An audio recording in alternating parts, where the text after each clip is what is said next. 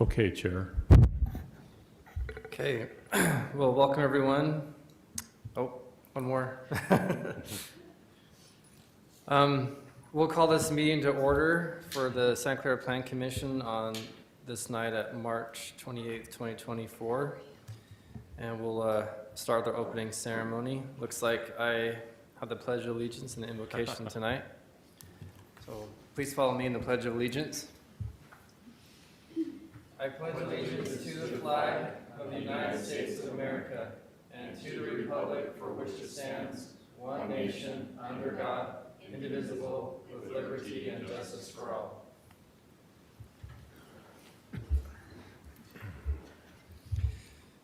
Our Father in heaven, we are grateful for the many blessings that are offered to us in this community, and we're grateful for the blessings we have to live here, to be by family and friends, to associate one with another. We pray that thou would bless us to help one another, to continue to help our community to be lifted up and be prosperous. We continue to bless us with thy spirit to help us make decisions and to bless us with peace. And we pray for these things and do so in the name of Jesus Christ. Amen.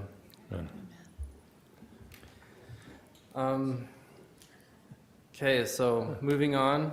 It looks like there isn't anything under public hearings or working agendas, so we'll start with our general business items. So we'll start with item number 4A. We're going to make a recommendation to the City Council for proposed partial plat amendment for the Snow Canyon Estates subdivision lots 1 and 3, located at 1784 Lava Cove Drive and 2536 Stephanie Lane. The applicant is John Entz, and it is proposed to build a detached garage in the rear end of his property. And turn time over to you, Mr. McNulty, for Thanks, Chair Blake. I'll go ahead and go through the staff report. As you indicated, the applicant's John Entz. John's engineer or representative, Mark Raines, is here this evening for this item. And John's proposing to amend the Snow Canyon Estates subdivision. The applicant is proposing to amend Lot 1 and Lot 3.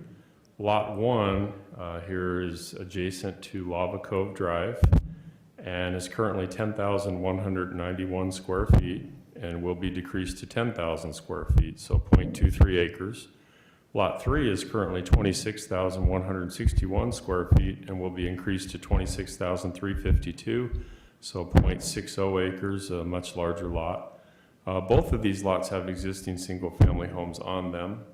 As with any residential property, whether it's a partial plat amendment, subdivision, or other, lots are required to meet the area, the width, and yard regulations as per section 1764-050 of City Ordinance. In this case, this is zoned R110. So R110, single-family residential, minimum 10,000 square foot lot size. Mr. Entz is proposing to build a detached garage in the rear yard of his property.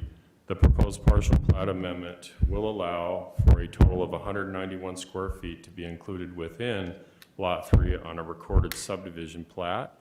The subject properties are in the northeastern part of the city on Lava Cove Drive and Stephanie Lane.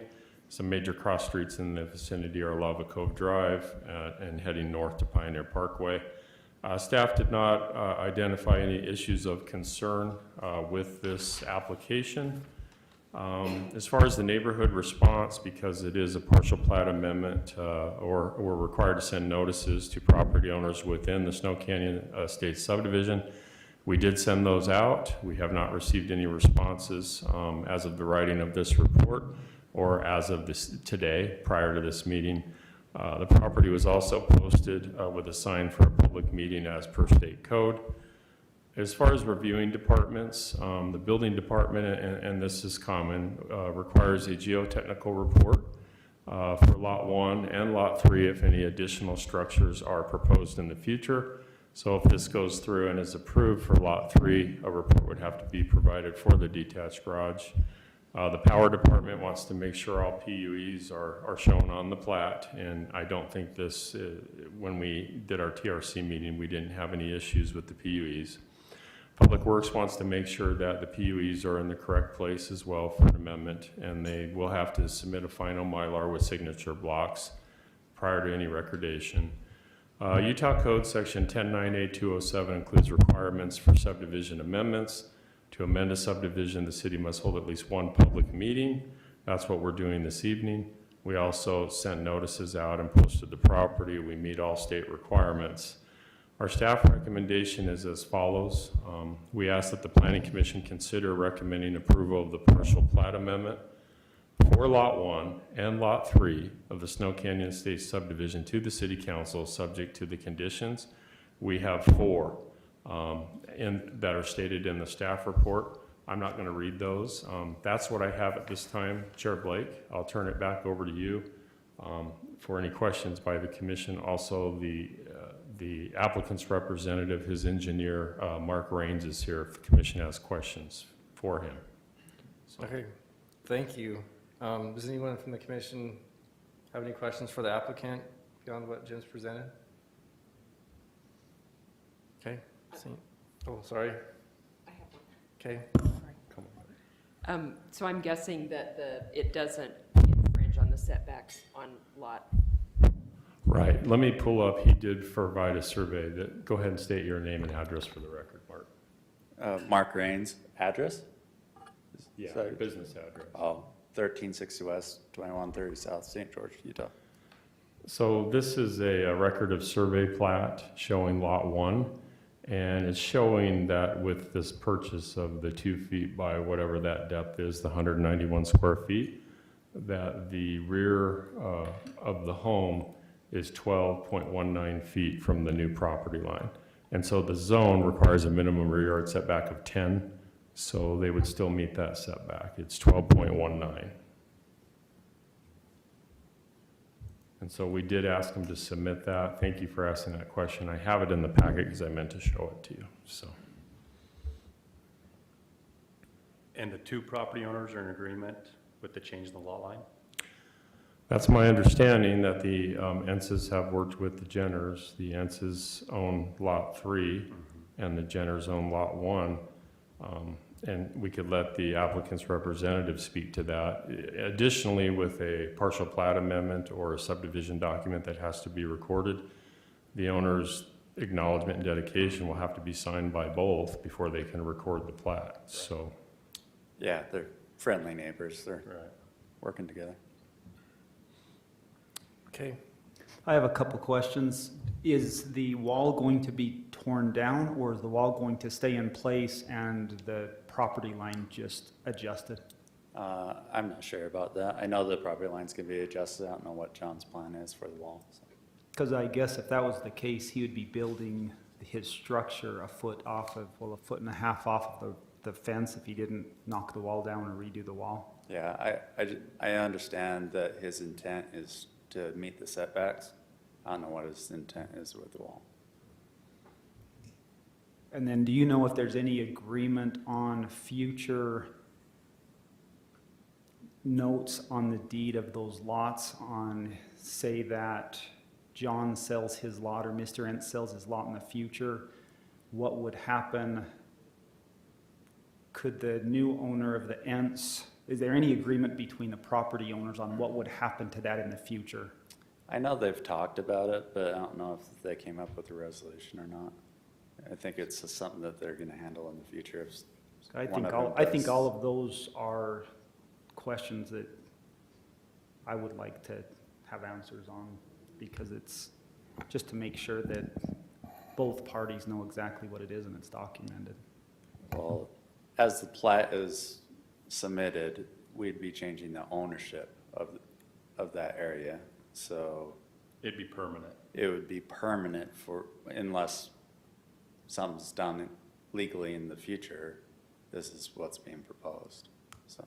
So, and the reason I ask that is if they don't take the wall down or don't adjust the wall, the future owner or the Ences, if they wanted to, they could plant a noxious weed right in the backyard of the, that would be my concern on, there needs to be some type of agreement that both parties know that Well, property is what it is. that's kind of what the plat's for, right? Because we're showing exactly where the property lines are. We're staking it in the field with property corners. Yeah, I don't know that there's a code that requires someone to build a fence on the property line, so you can kind of build your fences wherever you want. John would be responsible to maintain that side, so if the other neighbor, or if he didn't move the wall, their neighbor had weeds on it, then that would be John's responsibility to fix the weeds on that side. But, We could ask the building official what his concern or thoughts may be on that. Cody? My concern would just be identifying the new property line. So, but you're right, Chair, that you can build fences wherever you want, and there's nothing that requires him to build on property line. You would just hope that with that, with this application, that he would bump that wall out to clearly identify it for future owners. Yeah, You're right, due I guess diligence, it's- Mark, you're right, due diligence would cover that as well, so. The 5 feet, the separation. I guess that's up to him and property rights, whether he wants to do that or not. Yeah, Correct. And the CCNRs, whatever they have required there. Question, are setbacks not based on the wall, they're based on the property line? Property line. correct, That's why we're doing this. Property line. yeah.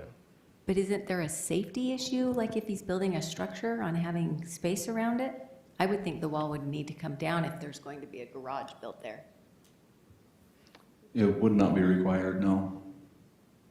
The setbacks are pulled off. I mean, It's- there are some new commissioners, maybe it would be nice to just feed a little backstory. This isn't the first time we visited this or had a proposal for this garage. That's the intent, so I can, if you would like, I could spend some time giving you some backstory to it. Please. Sure, we can have some backstory. So there was a petition made to reduce, right now you get a reduced setback for outbuildings, non-habitable, so accessory structures such as a shop or a detached garage, with the clearance of Public Works, the Public Works Director and the Power Director to clear any easements that may exist. You can reduce your setback to 5 feet. John had approached me, it seems like 6 months ago, and said, hey, can I build it at 3 feet? And I said, no, the ordinance does not allow that. So then there was a petition to rewrite the ordinance because he needs, for his alignment to get back there to his detached garage, he needs the reduced setback to 3 feet in order to make it work. So through the rewriting the ordinance, it was elected to keep the reduced setback at 5 feet. With that, John was innovative, and to his credit, he came up with this idea. Now his new setback will be pulled from his new property line, but it would not have anything to do with the existing wall or the relocation. You just hope that if that's truly his property, why wouldn't you want to encapsulate it with a fence? So it would only make sense. I haven't spoke with John, but I know that's what he would do. So we decided to stick with our ordinance in place that requires 5 feet from a side yard or rear yard. So that's why they need that. We weren't willing to go down to the 2 or 3 feet. So it gives us more separation, more distance between property lines, but that's as much as we can do. So, But, and to go on with that, I think as plan commissioners, we're looking at, does this fit the zone? Yes. Yeah. Does it might be a little bit out of the box, but it does fit the zone. It doesn't really affect setbacks, doesn't affect the way it looks from the street, visibility, it only affects those two property owners. And Chair, those are good points. It does meet our code requirements Yep. for what's being proposed. Yeah, that's why it's, I don't know if you noticed this, but the lot went from 10,191 feet to 10,000. Right at the limit. Right, yeah. So. It is wonky, but it meets, I couldn't find anything in the code that it was violating. Right. So You will just put another, wonky in the minutes, will you? Sure, I like wonky. Willy Wonka. so just a clarification, the setback is not about safety, it's about distance from the property line. Yeah. That would be correct. I'll refer to the building official if he, Well, safety is an element when distance from property line. Like the 5 foot rule, the reason why we left it or elected to leave it at 5 is because of a fire separation it's required to have 10 feet without building firewalls or increasing the fire capabilities of the structure. 10 feet is the magic number in the fire code. Between structures. Between structures. So it is a safety element. Yes. So I'm not sure, did that answer your question, Kristen? I guess, I'm just thinking if your garage caught on fire and you can't get back to it because there's an extra wall there, wouldn't that be a problem? Well, that's a fire question, but having sat in quite a few of his reviews, they stage the apparatus and then they have hose pull lengths. So once you exceed the hose pull length, they have 150 feet from the apparatus to be So able it to meets the accomplish fire requirements. safety. Yeah, there's also a pool in the backyard, so it does meet the requirements, so. Okay, any other questions from the commission? With that, I think we can move on, and thank you, Mark, you can sit down. Thanks, Logan. I think we can move on, look for a motion on this item for a recommendation. Chair, I'll be abstaining just because I'm a neighbor in that area, so I'll abstain from voting at this time. Okay, I have to abstain as well from voting. I'm related to John, Okay, and he's a neighbor. we have to have a minimum of 4 people voting on the item, a quorum, so. what's that, I don't know that, I mean, Is that a conflict? I don't think it is, because you're not making any money off this transaction, I'm are you? not. Okay. Neither would, So I just won't neither make the would motion. Curtis necessarily, unless, I mean, I'll refrain from making the motion then. So you will vote on the item? Yeah. Okay, thank you. I'm happy to make a motion, I'm just not sure what it is. To approve the proposed amending of Lot 1 and 3 in, what subdivision is it? Snow Canyon Snow Canyon Estates, Estates, with the 4 conditions. thank you. Any second on the motion? I second it. Oh, yeah. Okay, we got a Connie. motion from Commissioner Walton, a second from Commissioner Hunter. All those in favor of recommending approval for this plat amendment, say, Aye. say aye. Aye. Aye. Sounds like, and then, so that's 1, 2, 3, 4, 5. 5 ayes and 1 abstain. Okay, moving on to item number 4A2, which is also another recommendation to City Council for a proposed partial plat amendment for the Hills at Santa Clara, Phase 2B lots 210, 2 and 233. The applicant / owners is Charles Gay and is proposing to increase the size of lot 210 for a future home and add lot 233, parcel SC-6-2-17-73394 into the subdivision. The proposed lot 233 includes existing subdivision improvements already in place. So we'll turn the time to Mr. McNulty for a staff report on this item. Thanks, Chair Blake. As you indicated, the applicant's Charles Gay. He's requesting to extend and amend the Hills at Santa Clara subdivision Phase 2B. His representative is Jared Bates with Rosenberg Engineering, who's present this evening. Lot 210, which you see right here, is currently 10,893 square feet and would be increased to 14,607 square feet, so 0.34 acres. The proposed lot 233, which is meets and bounds parcel SC-6-2-17-734, is currently 13,288 square feet and would be decreased to 9,574 square feet or 0.22 acres. Both lots are undeveloped except for required public improvements. So we do have, or there are public improvements in place.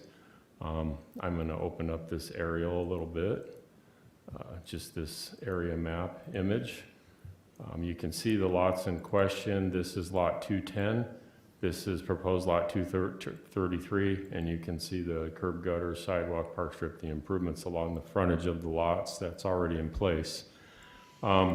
Both of the proposed amended lots will be required to meet the area, width, and yard regulations as per section 1765.050 of city ordinance. Now, this zone's a little bit different. It's in our R110 mixed lot size zone. So this allows for different lot sizes. You can have 7,000 square foot, 8,000 square foot, 9,000 square foot, and 10,000 square foot lots. So there's flexibility in this zoning district, and the proposed lot 233 would just be under 10,000 square feet in size. So Mr. Gay's the owner of both lots, and he intends to build a single-family home on lot 210. Lot 233 would be sold as a building lot to a potential property owner and does include those subdivision improvements like stated.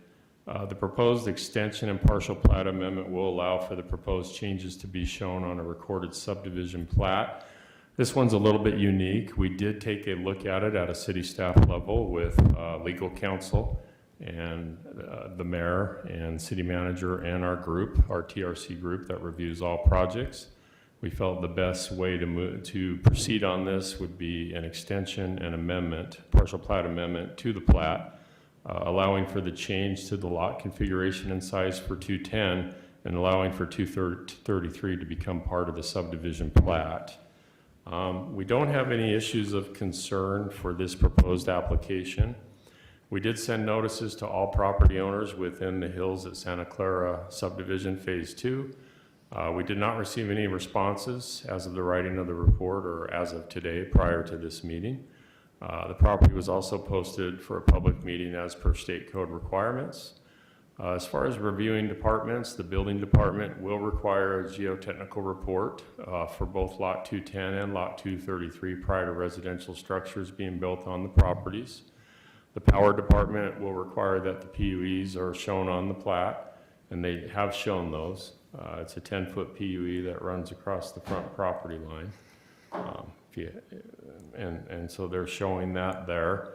Public Works requires the PUEs be shown as well, and if anything needs to be relocated, that it be done prior to, the plat being recorded. We don't have any additional public or improvements being required at this time. Dustin Mortz and our Public Works Director, the mayor and others, our city staff did review that, wondering about the turnaround here. As you can see right here, where you have the ADA ramp, the improvements terminate. They do not continue down this portion of the lot, as they did not for the existing home on lot 207 in the plat here. They terminate here. As this property is developed in the future, that's when these road improvements would later be put in place. That's the direction that I've been given as a city staff assigned to this project by Public Works. So we're not asking for those improvements. Utah Code Section 109A207 includes requirements for subdivision amendments. We do have to hold at least one public meeting. We do have to send notice to all property owners within the plat. We also have to post the property. We've met all state requirements. City staff would recommend that the Planning Commission consider recommending approval of the extension and partial plat amendment for lot 210 and lot 233 of the Hills at Santa Clara subdivision phase 2B to the City Council, subject to the 4 conditions in the staff report. That's all I have at this point. Chair Blake, the applicant, I believe, and the applicant's representative are both here. Jared Bates, if commissioners have questions for them. Thank you. I just have one question. My understanding on the lot size averaging is that there's supposed to be a certain number in each increment. There is, and we've reviewed that. We wouldn't assume that this is. Yeah, so what it allows different percentages, 20% and 20, there has to be a minimum 40% of the R110 lots. We've counted the lots in the subdivision or in this plat. Everything else exceeds 10,000 square feet. This would be the only one that doesn't. That's lower. Yeah, but they're allowed to have some different lot sizes.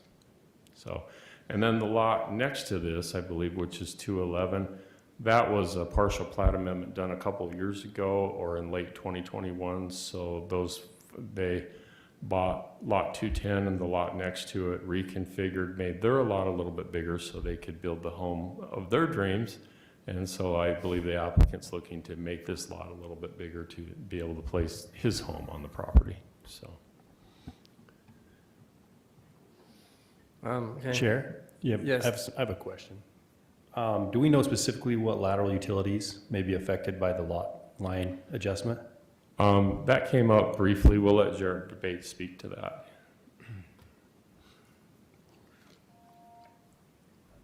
Jared Bates with Rosenberg Associates.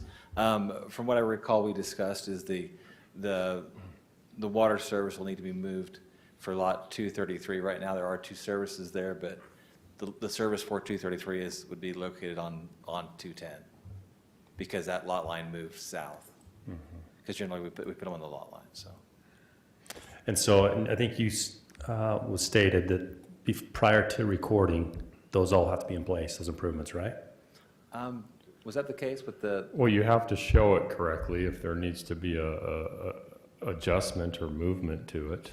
I can't remember what Dustin's direction was on that, but it did come up in our meeting. yeah, he mentioned that he would have to pay for it, that the owner would have to pay for it, but as far as, I don't remember it being a restriction on the plat. That'd probably be more of a building permit restriction. Yeah, I think, Yeah. Logan, how would that be handled? Because you have to have those improvements in place before a final plat's approved. Right. I mean, worst case, you could do a bond for it, I don't know. Well, yeah, I guess what I'm getting at is if you change the lot line today and it's recorded, then you could technically restrict the other property, the one property owner could restrict the other one from doing any movement with that lateral. Yeah, our public works director's out of town this week, helping out with some family. We could Not- follow up with him on the water line. I know issue. that's not going to happen, but Right. just process, typically that happens prior to the recording, right? Uh-huh, Typically. yeah. Well, the improvements are in, a lot of Right. the curb gutter sidewalk, those improvements are in. Right. And we've got utilities running to the I- lots I- as well. I think that'd be so, more of a building permit. Yeah. A building permit issue? Okay. Because realistically, you actually could, so the service is in lot 210, but it's within the public. It's within the PUE, isn't So it? they could do a 90 if they wanted to. I guess go that's south, true. but, Yeah, you're probably right. Good question. Any more questions for the applicant? Or for the engineer, applicant's engineer? Okay. Yeah, with that, let's look for any other discussion amongst the commissioners on this? So you said it's of the legal opinion that this zoning allows for that? It does. It It's a does. little bit confusing to those of us that think R110 means R110. Right, well, but- this one, we have 2 zones. So we have the R110, which is just the standard R110 that we reviewed on the last application. This zoning district for the hills is the R110 mixed lot size. So it allows for some varied lot sizes. It allows for some 7s, some 8s, some 9s, and 10s. All the lots that I've seen are 10,000 or bigger because people are building bigger homes, but they're allowed to do this because of the mixed lot size. I mean, in Solis, we have lots that are 7,500 square feet, 8,500, 95, and 10. They're in that same zoning district. The Hills hasn't really done a lot of that, but they have that flexibility and the code allows them to do so, especially in phase 3. Most of them are all half acre or larger. The ones you see up on the hill with the retaining walls, that's phase 3 of the Hills. But phases 1 and phases 2, there are some smaller lots down here on the bottom. So yes, that was long-winded, but the code does allow. I was just trying, because we've got some new planning commission members. We've got 2 zones, and this zone allows for flexibility over the other zone. So, And typically, that would be, all lot sizes would be checked at preliminary plat. and you Yes. Make sure that those percentages were met, but staff says that they went through and checked those on the back end, and it seems like they should be in order. we have some smallers in phase 1, smaller lots off of Boomers in that area, but these areas in 2 and then up in 3, they're all bigger. So, Commission Chair, I'd make a motion to recommend for approval the extension and partial plat amendment of Lot 210 and Lot 233 of the Hills of Santa Clara subdivision Phase 2B for the City Council. Do you want to include the, subject to the 4 conditions in that motion? Say that again? Do you want to include the 4 conditions in that motion? Yes, I include the 4 conditions. I'll second the motion. Okay, we got a motion from Commissioner Roberts and a second from Commissioner Whitehead. All those in favor of this motion for a recommendation, say aye. Aye. Aye. Aye. Sounds like that one's passes unanimous. Okay. Okay, thank you for that. Back to my agenda. So next agenda, so the general business is over, and the next agenda is discussion items, and we get to have a discussion about from the Historic District Committee with an update on some findings and what they've been discussing in their meetings. Thank you, Chair Blake. We have Mimi McKenna joining us tonight. She is on our Heritage Commission, and she was appointed by our mayor, Mayor Rosenberg, to be the chair of our Historic District Committee that's been tasked with rewriting the Historic District Design Guidelines. Shelley Harris is the Planning Commission member that was put on the committee by the mayor as well. So those two, I'm going to turn some time over to Mimi. We'll go through this survey that was taken, and we'll start from there and see how this goes. You just tell me when you want to go to the next page, Mimi. Okay, thank you. I thought I would tell you who else was on the committee, just so that you Yes. knew. Jim McNulty, Brock Jacobson, Cody Mitchell, myself, Mandy Gubler, also from the Heritage Commission, Shelley Harris from Planning and Zoning, Kim Campbell, who's a local architect specializing in historic restoration and preservation, Dave Levitt, Sheldon Whitwer, Cherise Smith, Penny Willard, and Kelly Graff. And I think they've all done a really good job as far as their commitment to this project. They've put the time in, they've studied, they've attended. It's been really a great group. So as we began meeting, we had our first meeting in December, and nothing happens in December, you know that. So we really started in January. So we knew that we were behind the gun for time, because the drop dead date is May 8th. And so we decided our first order of business was we wanted to conduct a survey. And we knew it had to be done quickly. And Christelle was amazing, and she put together this flyer. I'm assuming you all received this in your mailbox. It went out to everyone that receives a utility bill. So there were 2,064 sent out. And we received over 600 responses, which is, I think, pretty great. And they had a short time to do it, but people did it, and we know it's not perfect. Christelle did design it so that there could be only one response per device.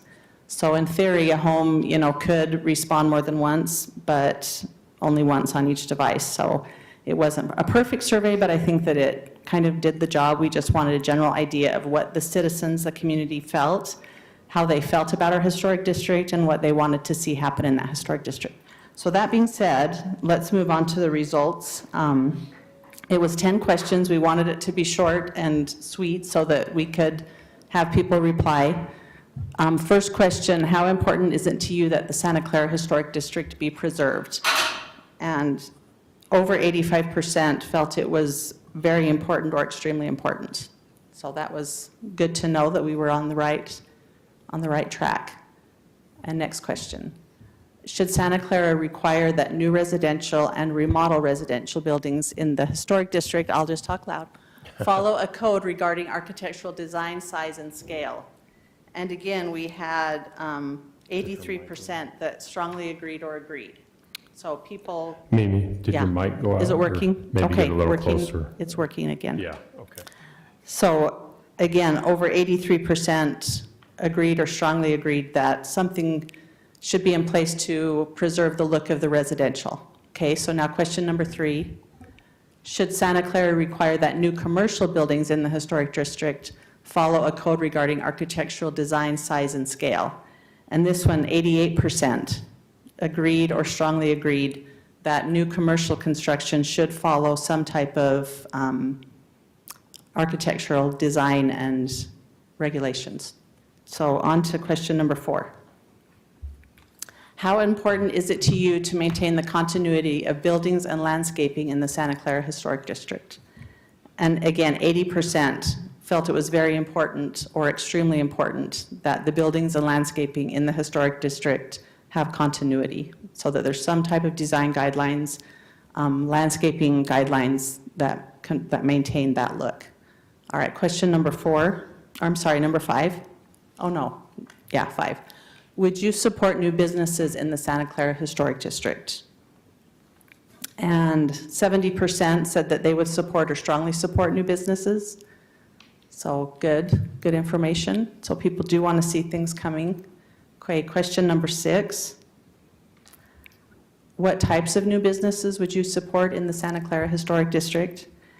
You can see the results: restaurants, number 1, boutique specialty stores, number 2, small retail stores, professional services, which I thought that was interesting. I thought that there would be more for that.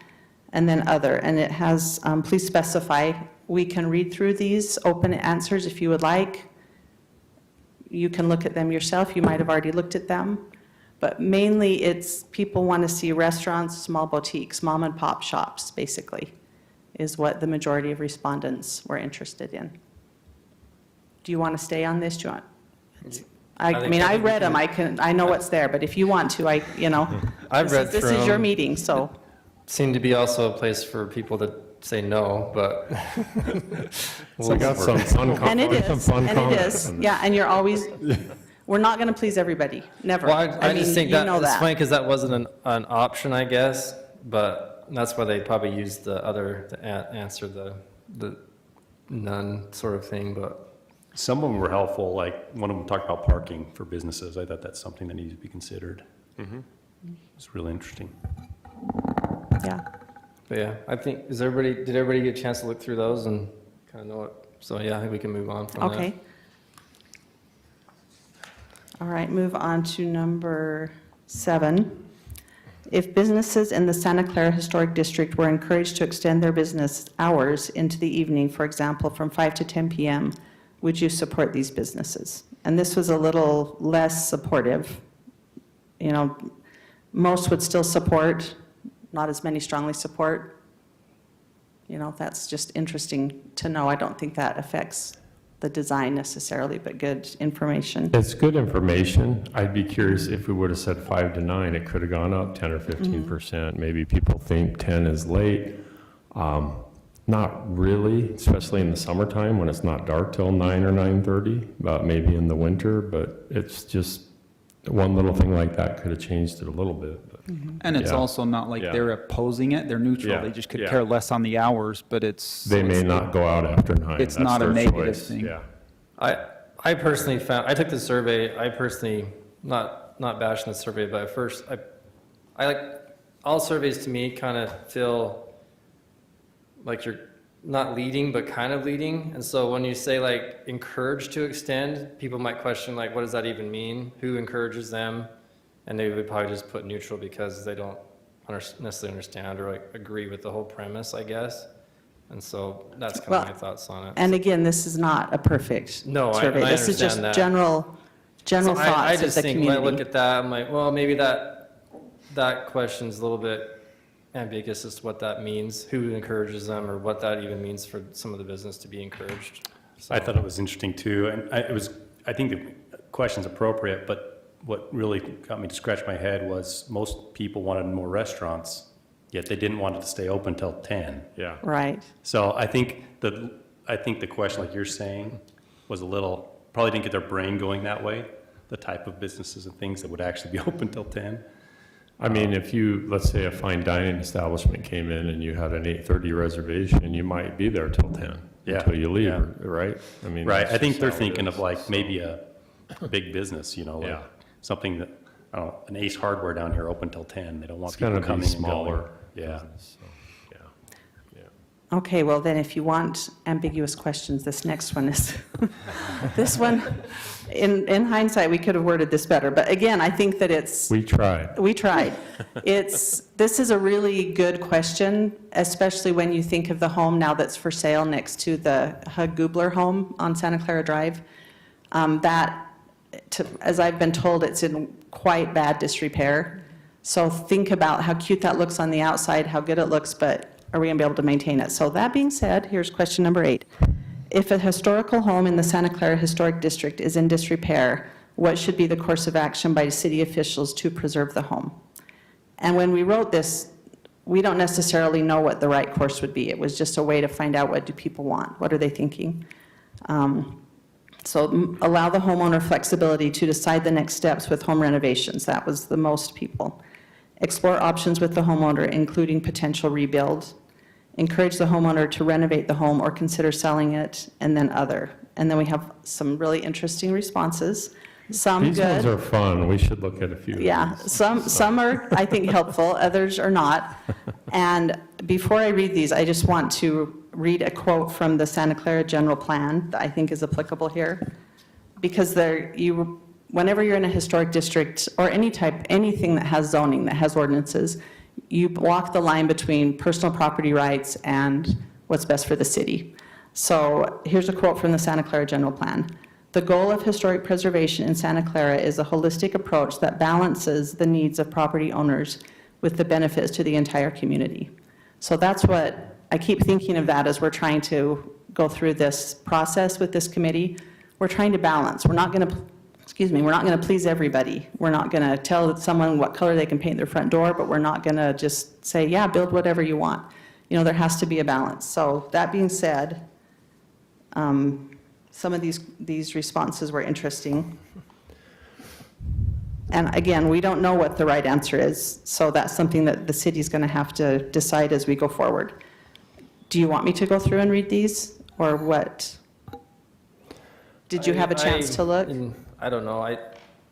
I've read through them, so I don't necessarily need you to, but if everybody else didn't have time to do that, I read them. If you didn't, give it a read later. There was some fun little things, so. I think it's interesting, though, if you look at, because obviously you give someone an open-ended question, and if they have something that they disagree with or they feel strongly, they're going to reply. Some of them were in the negative, this is my property, don't tell me what to do, which I understand that, but at the same time, over 80% of respondents want there to be guidelines of what's going into the historic district. So somebody, and I found that even on the committee, some people, don't tell me, this sounds like communist Russia, don't tell me what to do, but yeah, I want my neighbor's house to look nice.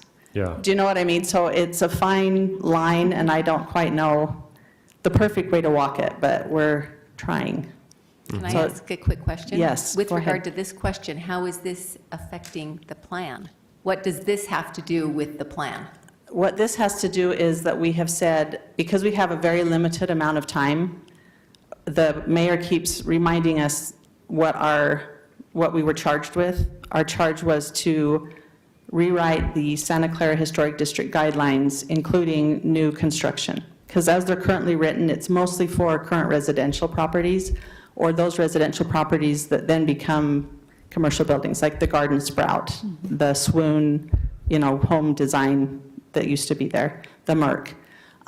Or new residential, or new commercial, like what Neil Walter was presenting, where there wasn't really any Yeah. guidelines. on But that something was the like problem. When Neil presented, it really was not applicable to what he was building. There was nothing in the It was only for houses and. right. It didn't really right. address commercial, and so we are putting in some commercial, and then we're doing some updates to the residential, and that's what we've been tasked to do. Because most to move of- forward, because it's mostly residential. Right, but the residential will become the commercial. Yeah. So they go hand in They get hand. converted. You can't Yeah. really separate them, they have to be together. But in answer to Kristen's question, what we discovered is that there's other things that we need to address that are not going to be solved in this 6-month period that we have here. So I'm keeping a running list of things that the Heritage Commission can be working on, something that the city council can be working on, that the planning and zoning. I don't know what the right answer is, I don't know. Yeah. But I know that we need to find them, because this cute little house that's part of the historic district might fall to wreck and ruin, or someone buys it and it can be demolished. Now, that's just one house, but we have a very finite number of homes in the historic district. And if we let that happen to any of them, then it can happen to all of them. So I don't know what the answer is. And that's not in our whatever, we're not worrying about that right now. But, so Once does that we- answer your once- question? Go ahead, Shelley. Yeah. Well, Kristen, you said, what does this question have to do with what we're doing? And I think we were trying to get a feel in all the questions, what does our community want? What do they see? And there are some people, that feel strongly about a historic home. They think it needs to be preserved at the very, I think- many-sided. We've got one.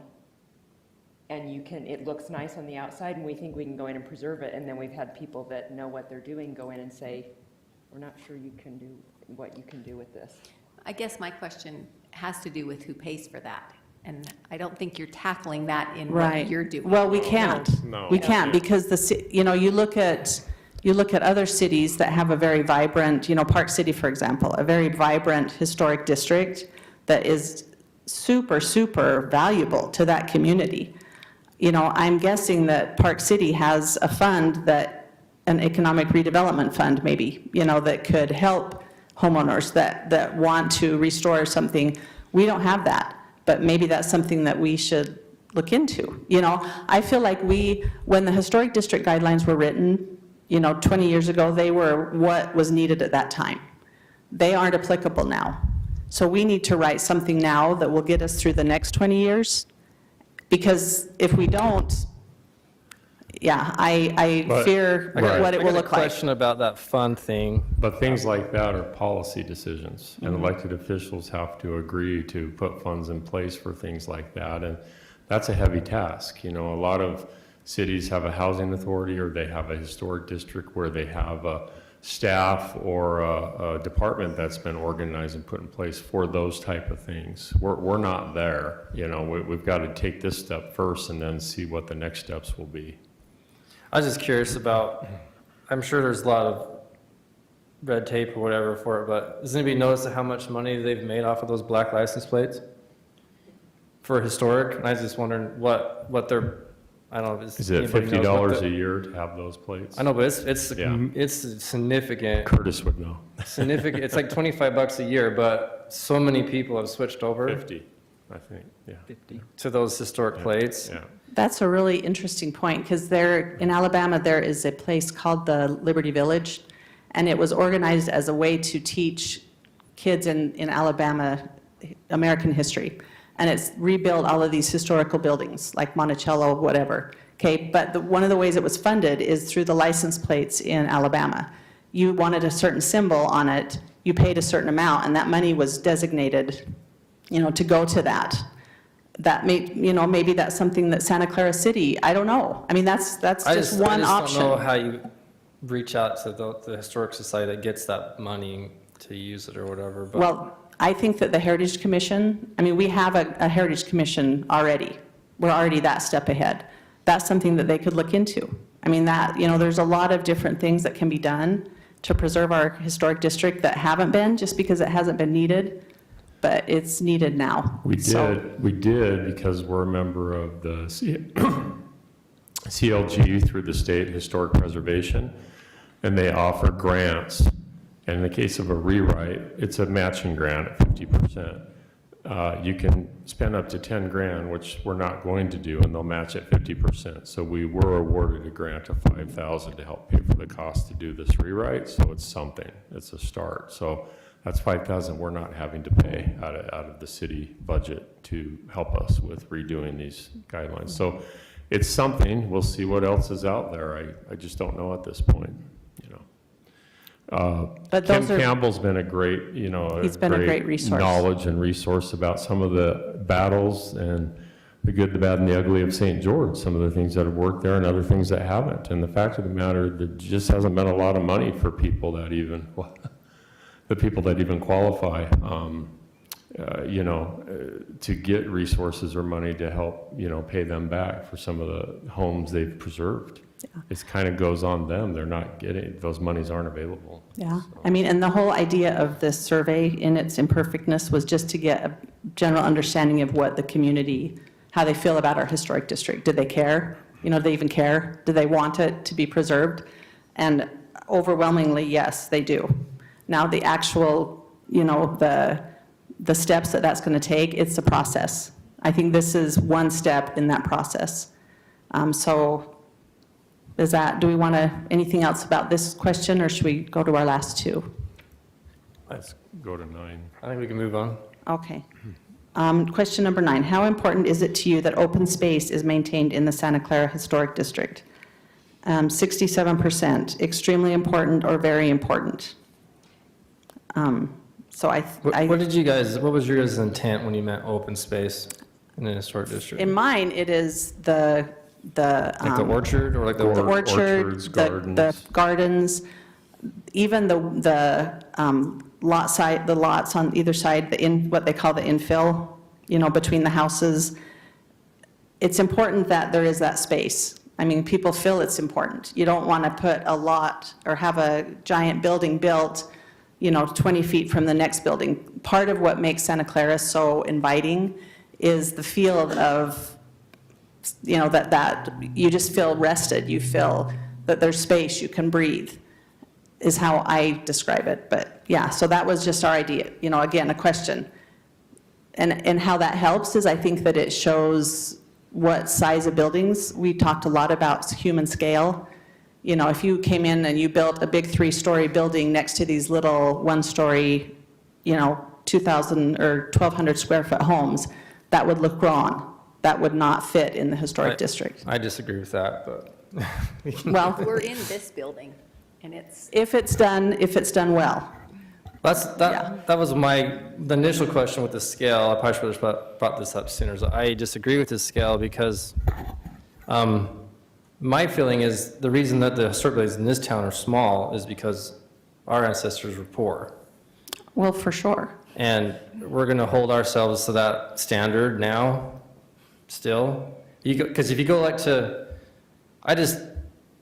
recently is a good example, think of my thought process here. I love the St. George Temple. Got to go through that temple and then went up to Manti. They both were rededicated recently. And they're old pioneer heritage, built at the same time as a lot of the houses here. St. George was a very poor community, lot smaller building. The Manti Temple is probably twice the size of it. They had more resources up there. It was built over 11 years, and they're both great buildings. Was one bigger? Was one not meant to be bigger because the one was smaller? I just, you go into other To me, communities. I feel like what you're saying is that because the houses are small, because they were built small by poor farmers, that no one back then would have done the same thing. Back then they would have built them bigger because they did other communities. That's not what we're saying. No. And if you go to question 10, it's asking you to rank the things that you believe are most important. The most important was the historic buildings. And when you talk to people, they talk about how they like the small, quaint, historic buildings. It was built with a small home in the middle. You're right. It's because they couldn't build a big home. But part of it was also they had a corral, they had a garden. That was part of the lot. Historically, that was a historic lot. It was a home in the middle, it was outbuildings, it was gardens. They didn't, even in St. George, they didn't build a home. If they had built bigger homes, then they would have just had a bigger lot that still had the corral, the garden, because they needed that to survive. And the fact is, it's a historic district. I mean, it's historic. It's not supposed to look like it looks somewhere else. Park City doesn't look like St. George because Park City was a mining community, but they've wanted to keep Park City looking like it historically did. Santa Clara is not going to look like Park City. We don't want it to. We want it to look like Santa Clara looked historically. And I'm not opposed to new construction. I'm not. And I think that you can put some bigger buildings in and make it look great. I just think that if it's done well, it can be something that just goes on in perpetuity for generations, that this is a beautiful historic community. And that's why we're doing the guidelines, and we have a section about residential compatibility. And it talks about commercial uses and or development which adjoins residential zones or residential uses or is across the street from residential zones or uses shall consider site design that minimizes the impact of the commercial use on the residences. So we know as you drive through Santa Clara Drive, we have some R110 historic district overlay, we have some historic district mixed use. We need to consider what's around, so the one we did that caused a bit of a stir that I think turned out nice, the 3098 building, which would be west of Swoon and across the street to the Merck, all of that was considered, the size and scale, the height of what was around it. So there's a lot of things that will be coming forward to you.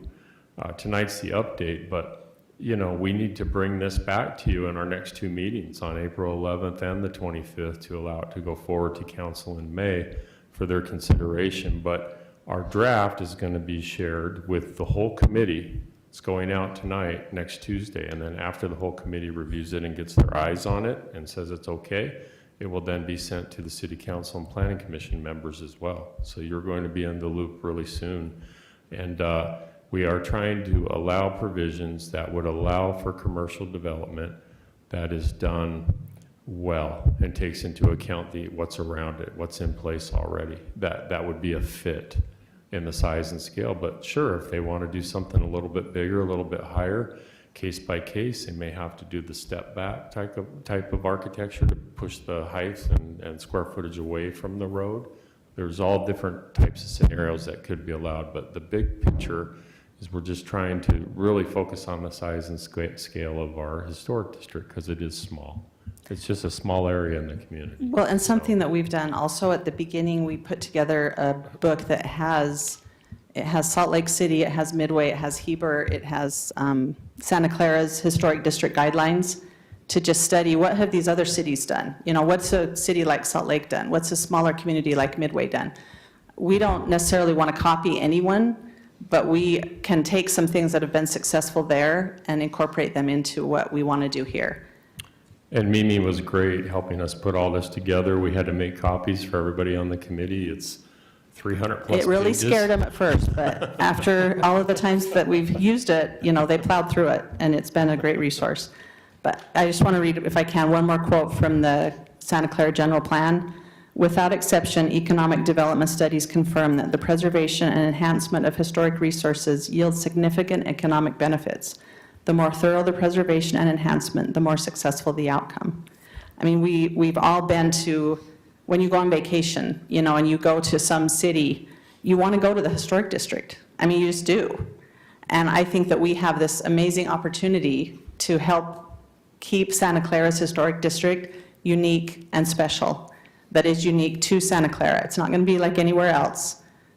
So I just think it's a great opportunity, and I'm really glad that I can be part of it. So does anyone have any questions?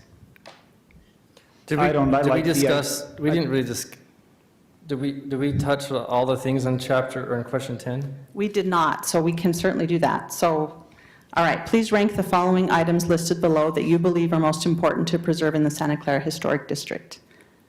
Most important historic buildings, which we know are really the homes. I mean, because there's only one commercial district, or there's one building, the Merck. The rest are all homes. Large shade trees. We've actually talked with, remind me his name. Ryan Von Cannon. He came and gave our Parks Director. a great presentation about, maintaining the sycamores and what we can do to help keep them and to help replace them, help plant new ones, make sure that they're not just torn out indiscriminately.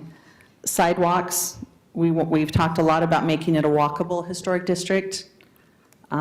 Two-lane road, and I know that that's tricky, but I think there's things that we can do to force the traffic onto the bigger collector roads, because that's what they were built for. Make it less desirable to drive through Santa Clara if you don't have a reason.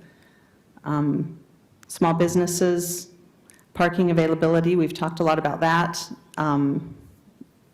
That is definitely something, but again, you go to Park City, you just know you're not going to be able to park in Park City, but does that make people not come? No, they still come. You just You- know you there's park parking and walk. garages. Yeah. It's a park and walk. I think that's something that Santa Clara could move towards. Real grass lawns, and last, affordable housing.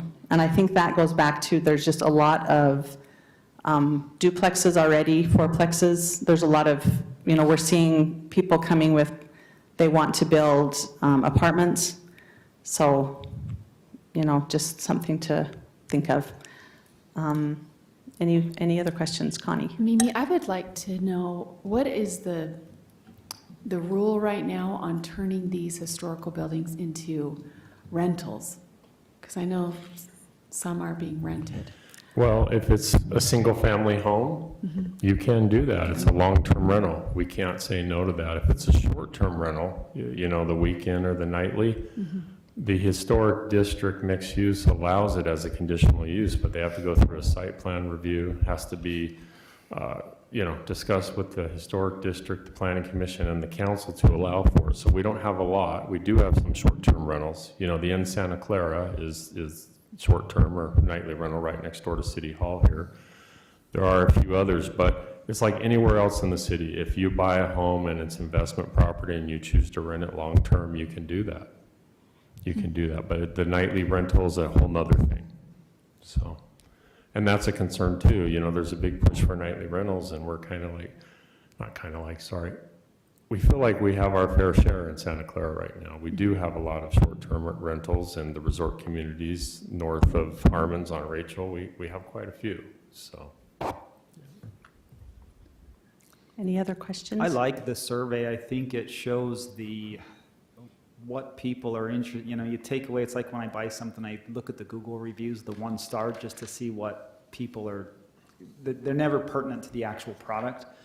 And if you look at the results on all these, the thing I noticed was you had between 20 and 30 people of just, everything was negative. We don't want to know. So you take those out, and the majority of the people care, and they're caring about what's going on here. So I think it's a good, regardless of how these questions are worded, it's a good feedback on what you guys can do and focus on, and you can write up a script, something pretty effective to what people want, at least those that care. Yeah, that's what I felt too. And just knowing that the vast majority do care, that they want to keep a historic district in Santa Clara. The last thing I want to say is that 2 of the words that we're using a lot in these new guidelines are shall and should. Some things are shalls. You shall receive, permission to tear out a sycamore before you, do you know what I mean? You should, I don't know what some of our shoulds are, but anyway, you understand. Well, we would have a should in the historic district on a corner lot situation, right? You can't, if you have a corner lot and you don't have frontage, you can't really orient that front entry like a shall. You're going to have to go to the side, so that's a should. But we've worked with legal counsel on what's allowed through the design guidelines, and we can, as long as we, have it in our definitions and explain it up front, we're able to use the terminology shall and should throughout our guidelines, and that's what we're doing. So Yeah, if you'll see it as we explain it the next 2 meetings on the 11th and 25th. The document will be shared with the Planning Commission. So. And she's a great resource. Yeah. She's been at everything and Okay. knows everything. So if you have any questions, you can always call me, and you could talk to Shelley. And everybody knows why we're on such a tight line, because they put a moratorium on development in the historic district. And so that's why we're like, And so our drop dead date, and you were very close. I did a calendar count with Matt last week, and it's May 10th is the 180 days. I've said the 8th, but the 8th is the council meeting that it would be on for adoption. But we're going to have meetings with the council, 2 discussions in April, as we're going to have a couple discussions here with the Planning Commission before we ask them to adopt something. So there's going to be a lot of meetings coming soon. We'll discuss that next Tuesday night during our meeting. Yeah, So- and you're invited to come and listen to any meetings. We'd love to have you. Can I ask one thing? Maybe this is, so when I bring people through Santa Clara, I've never once heard them say anything about the buildings, but the trees for sure, Oh, yeah, Yes. right? it's a biggie. My question is there a way that we could have the historical district, or the historical commission, put together a picture presentation of all the historical buildings? Because in my mind, I have the Merck, I have the Fry's Market, I have Jacob Hamlin Home, but then I have a bunch of houses that were built in the 70s. And so, If you go on a walk, there's a lot more historic and that's what homes I'm getting than at. you I'm realize. curious, because I would like to see what the theme is. Okay, so our design guidelines that we'll be bringing forward to you will include Will include diagrams as well as pictures. Based on those older homes. Yeah. Yes. There's Yes. several, Yes, there's really Yeah. 4, yeah. 4, you think of the old Pioneer Home Yeah. There's the Greek Adobe revival. homes, and then there's the cool ones they built after the war. that are the cottages. Yes. Yeah, Yeah. there's the bungalows that were built before the war, World War I era bungalows, like Garden Sprout is a Craftsman bungalow. Gotcha. And then the ranch style, that's Yeah. kind of the end of the historic district. Yeah, I'd like to see, I guess Or the that's where historic it's era. going anyways. Yeah, See the so progression of what's the code coming from. it's the late 19th century to the mid-20th century. So basically 1880s to 1960s. That's kind of our timeline, and the older ones talked about that. We're just bringing that up more, and that's the area that's historic to us. Stuff after the 1960s, it really changed. It really changed. Because if you say Midway, I know exactly what the house is, or what their historic district's going to look like, any building, right? Well, sure, So but that's they're- the key. Because that's my they've curiosity. chosen a very They've chosen that specific to be a European, resort Swiss, ski area. yeah, look. Yeah. And I don't think that's what we want, That's not what we want. but. We're not going there. Yeah, but the idea is that you can modify your guidelines to make it what you want. I think you'll be pleased with the product when we bring it next time. We've spent a lot of time on it. So. Probably Mimi? just recreating the wheel here, so Yeah. just No, I love it. Ask No, it's away. good. Yeah, Connie? First of all, I just want to tell you guys thank you. I think this is such an important endeavor and something I'm super passionate about. So I think you guys are doing an awesome job with this. Just on a personal note, there is a home on Santa Clara Drive, that cute yellow house, owned by John, George, and Suzette Hafen.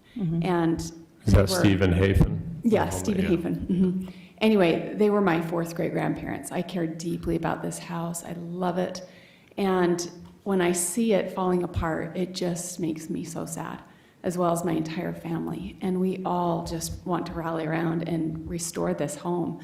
And we've talked about, turning it into a bookstore and, doing things with it. But it does come down to cost. Like our hearts want to restore it. Our hearts want to beautify Santa Clara because we care deeply about this community. And to see it falling, to disrepair, just, so it's just tragic for me to see this. So this is just my own personal thought, but, you mentioned having a fund or a grant or something set aside possibly, because I know my family, we would love to restore this home and, maybe bring in a boutique something into this store and allow residents to come in and get a taste and a feel for the people who own this home and their goodness and share that. I remember driving through Santa Clara once and there was a car parked in front of it from California. And they were just looking around and peeking through the windows. And it is such an iconic building in Santa Clara. In my opinion, it's the cutest building in Santa Clara. I love this home.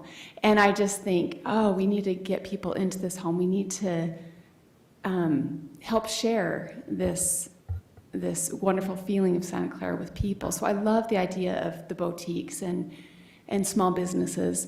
But the cost of it would be, horrendous. Well, something that, that we need to do, they did a little bit, and it could apply to the trees as well, is deciding which trees are heritage trees, which trees deserve special preservation.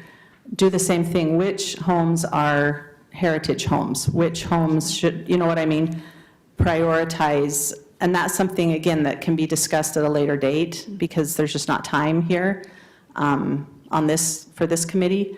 But definitely, and the more time that goes by, like the little house again next to the Hud Gubler home. From the outside, it doesn't look that bad. But I guess there was just water damage over years and years and years. And that's hard to recover from. So it's just hard because it's, it's someone's home. That's the one next to Heritage Square. Yeah, That's for yeah, sale. and so, yeah, I don't know what the answer is. But, I mean, the easy answer is private individuals buy it and restore it. But yeah, it is costly. But I think you would be much more satisfied with spending your money restoring something like that than tearing it down and building something new. Yeah. You're going to feel sure. so, you know what I mean? For Like sure. the community. Yeah, we would never want to tear Yeah, I mean, this it would down. be money well spent. It's just helping everybody feel that way. Like, who's been to Spring City? Do you guys know what Spring City is? It's a little town in Sanpete County. It's off 89. It's on a little loop that you don't even go to unless you know it's there. And it's a little town that kind of got stopped in time because no one ever went there. And the whole town is on the State Historic Registry. And I thought, I've got to call them and see how they Let's preserved get their it. design guidelines. Yeah, and so let's get their design guidelines, see what they've done. So I called and talked to the city zoning director, and he said, we don't have any. People just care so much about it that we don't need them. People just love it so much, and I think that is what I want to create in Santa Clara. I want people to care so much about our little historic district that they're willing to spend the money, and they're willing to do what it takes to preserve it. Right. I think they benefit from not having a population boom in the area like we've had in that area. Yeah. yeah. Otherwise, So- they would really need them. Yeah, so anyway, that's just my thoughts. Any other questions? Okay, well, thank you for all that you do. I know it's your volunteer time, so I Thank you. appreciate you. No, I do want to say, Mimi, thank you, and Jim, too. Well, I mean, it's you a guys group effort. Do A lot. so much, It's been a group effort, thank you. so much. And Christelle, but she left. She's really coming into it now when we're going to figure out the design with the photos and everything. That's her world. So, yeah. Okay. Well, thanks for that presentation. Is there any other discussion items we need to go over tonight? The only thing is, just briefly, our next two meetings are April 11th and April 25th next month. We will be discussing or talking about those design guidelines during both of those agendas. Just wanted to give the Planning Commission an update. The City Council took action on the annexation policy plan and adopted it by ordinance last night, as per your recommendation, with no changes. So that's good. The properties were left and the map was left as is. And I want to thank all of you, including Mark Wesson, who's not here tonight, attending the all-day training last week and getting the requirements met for the year for planning commissioners as per state code. I hope it was time well spent for each of you and you all learned something. So thank you so much. That's all I have this evening, Chair. Sounds good. One thing that stood out to me from that training was that I think it talked about in the training I was involved in, that we were supposed to do disclosures up front. Yeah, What item number do you think that would come underneath? we're going to put that on the next agenda. And I talked to Matt Entz about that. It would probably be item number 3. So we'd have call to order, opening ceremony, conflicts and disclosures is how it's on the council agenda, and then the working agenda. Okay, that would be good. I'd like So to, I'd like I to will, have that on there to remind me to. yes, I'm going to put that on our next agenda. This agenda was already out, so I will put that starting April 11th on all our agendas.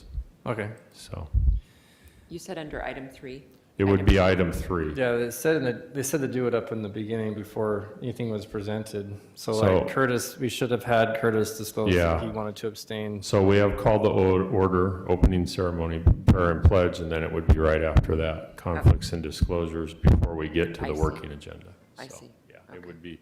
It would be a a separate item. Yeah, so 3 would become 4, and then we'd have the 3. So you'll see that on the next agenda. Thank you. Okay, so last thing we gotta do is approve the minutes from our March 14th meeting. If you guys wanna talk about those or any questions on the minutes from the commission? I have none, if no one else has any. Awesome. Okay, with that, we'll look for a motion for those minutes. I'll move to approve the meeting minutes from the March 14th, 2024 meeting. I second it. Okay, we got a motion from Commissioner Harris, a second from Commissioner Hunter. All those in favor? Aye. Aye. Those minutes are approved unanimously. Okay, so with that, we'll adjourn to our next meeting on the second Thursday, whenever that date was, April 11th, April 11th. 2 Okay, weeks from tonight. Thank you. Sounds great. Thank I you. second that motion. All in favor? All in favor?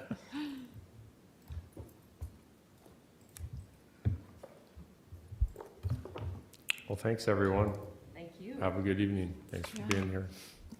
So that meeting's at 7, right? With Dan Fry and the local residents? There's a meeting tonight at 7 o'clock. Is it in here? Do you know about this?